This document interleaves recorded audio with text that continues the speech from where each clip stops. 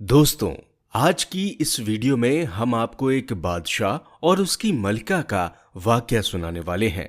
जब बादशाह ने मलका को तलाक दे दी और मलका के साथ क्या वाकया पेश आया, वो आज की वीडियो में बताएंगे।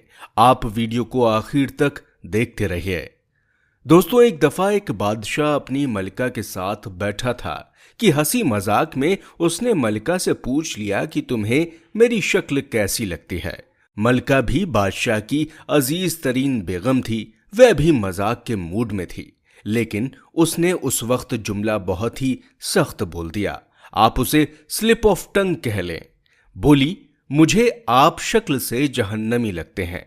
इतना सुनने के बाद बादशाह को गुस्सा आ गया और कहने लगा, अगर मैं जहन्नमी हूं तो तुम्हें 3 तलाक देता हूं। मलका ने जब यह सुना तो उसने रोना पीटना शुरू कर दिया और बादशाह को भी कुछ देर बाद अपनी गलती का एहसास हुआ। अगले दिन बादशाह ने मुल्क के तमाम उलेमा, मुफ्ती साहिबान और इमामों को दरबार में बुला लिया और सवाल किया कि क्या इस तरीके से मेरी तलाक हो चुकी है। सबका बारी बारी से यही कहना था कि हाँ, आपकी तलाक हो चुकी है और शरीयत की रोशनी से अब मलिकाए आलिया आपकी जोजा नहीं है।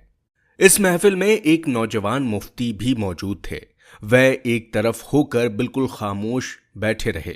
बादशाह ने उनसे भी यही सवाल पूछा तो उन्होंने कहा, अब तक ये तलाक नहीं हुई है क्योंकि आपने मसरू तौर पर कहा था कि अगर मैं जहन्नमी हूं तो तुम्हें 3 तलाक देता हूं, और अभी तक तय नहीं हुआ है कि आप जहन्नमी हैं कि नहीं हैं। अगर आपको कोई शख्स जन्नती होने की जमानत दे दे तो फिर आपकी तलाक नहीं होगी। बादशाह सलामत ने जोशीले अंदाज में पूछा, मुझे इसकी जमानत देगा कौन? सबने सवाल के जवाब में अपने सिर झुका लिए कि दुनिया में कौन शख्स जन्नती है और कौन जहन्नमी, इसकी कोई जमानत कैसे दे सकता है। नौजवान ने जब तमाम उलिमा को खामोश देखा तो वह बादशाह सलामत से मुखातिब हुआ, मैं आपको ये गारंटी दे सकता हूं, लेकिन इसके लिए आपसे एक सवाल पूछूंगा। अगर आपका जवाब हां हुआ तो मैं आपको जमानत दे दूंगा। बादशाह ने कहा, पूछो। तो नौजवान ने कहा, आपकी जिंदगी में कभी कोई ऐसा मौका आया था कि आप गुनाह पर कादिर थे, लेकिन आपने सिर्फ अल्लाह रब्बुल इज्जत की खौफ से वह गुनाह छोड़ दिया था? बादशाह ने कुछ देर सोचा और सिर उठाया और कहा, हां, एक बार ऐसा हुआ था। मैं अपनी ख्वाबगाह में दाखिल हुआ। वहां एक नौकरानी सफाई कर रही थी। वह लड़की बड़ी खूबसूरत थी। मैं भटक गया। मैंने दरवाजे को अंदर से बंद कर लिया। मैं गलत नियत से उस लड़की की तरफ बढ़ा तो उसने रोना पीटना शुरू कर दिया और वह चिल्लाकर बोली, बादशाह, अल्लाह से डरो, वह तुमसे ज्यादा ताकतवर है। मैंने जब ये सुना तो मुझ पर अल्लाह रब्बुल इज्जत का खौफ तारी हो गया। मैं अगरचे बादशाह था, वह लड़की मेरे कमरे में थी। मैंने दरवाजे को अंदर से कुंडी लगाई हुई थी और उस वक्त दुनिया की कोई ताकत मुझे वह बुराई करने से नहीं रोक सकती थी।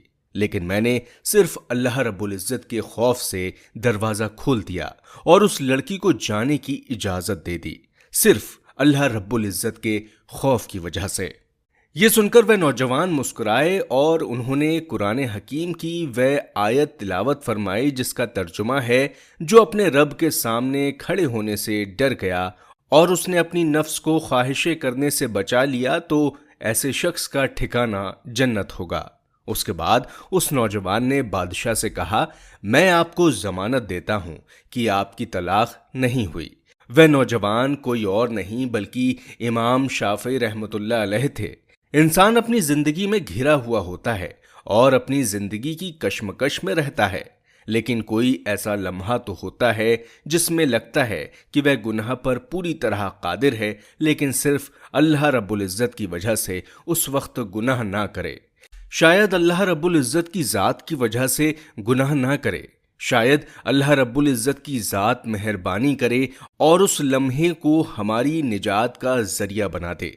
कम से कम अल्लाह के सामने खड़े होने से जिंदगी में कोई एक दफा तो डर जाए।